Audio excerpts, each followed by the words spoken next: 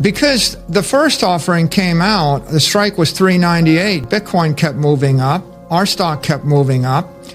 Eventually, that bond was the best performing bond of the entire year. Right, Anthony?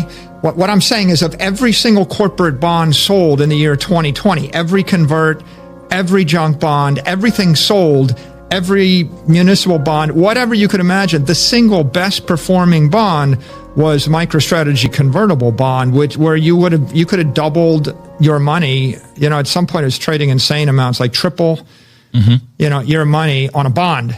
Okay, so we had good success there, and of course Bitcoin kept moving up, and our stock kept moving up, and we realized by February that we could do another offering. The next offering was, we came into market offering $600 million. The first one we started with $400 million. This time we started with $600 million.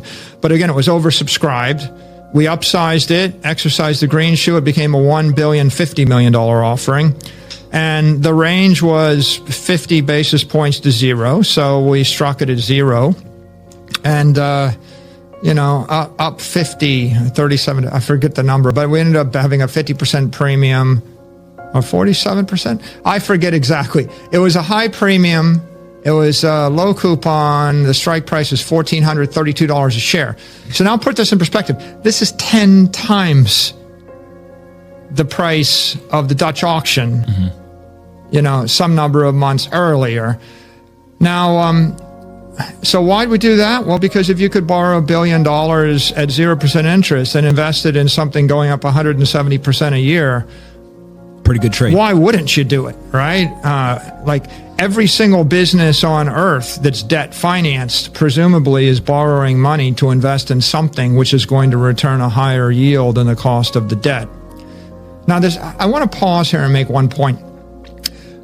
The reason that I was sensitive to inflation was I immediately saw the inflation in March and April in the stock market, right? Because my inflation bogey wasn't, if I were to go to all my investors and say, I got $500 million, I'm investing it at 2% interest and inflation rate's 1%, they wouldn't have given me a pat on the back. They would have said, the S&P index is moving up 10% a year. Your hurdle rate, your cost of capital is not 1% or 2%, it's 10%.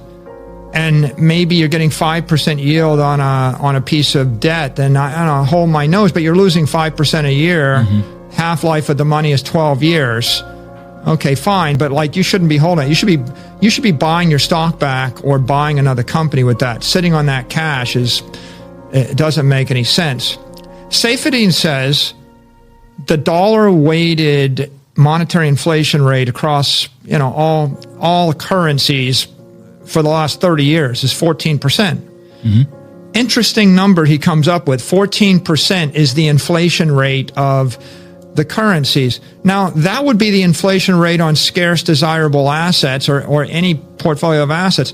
And if I look at my screen right now, over the last 10 years, the S&P 500 is showing 14.15% interest, or 14.15% compounded annual growth rate.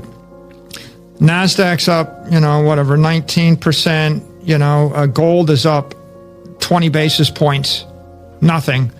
Bitcoin's up 170%, right? And long bonds give you like 2.5%.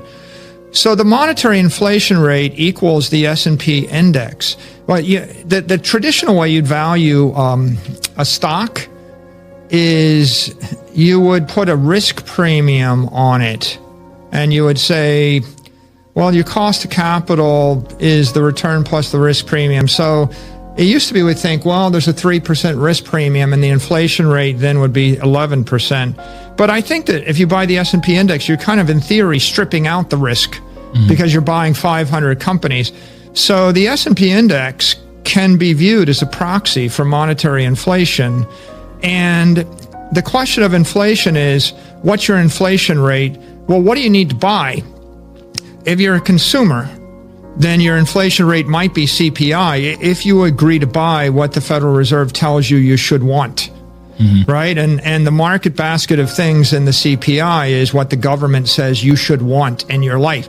but they never included a Picasso or a jet or a yacht or a house in Miami Beach in that market basket. You know, the hedonic adjustments kill you.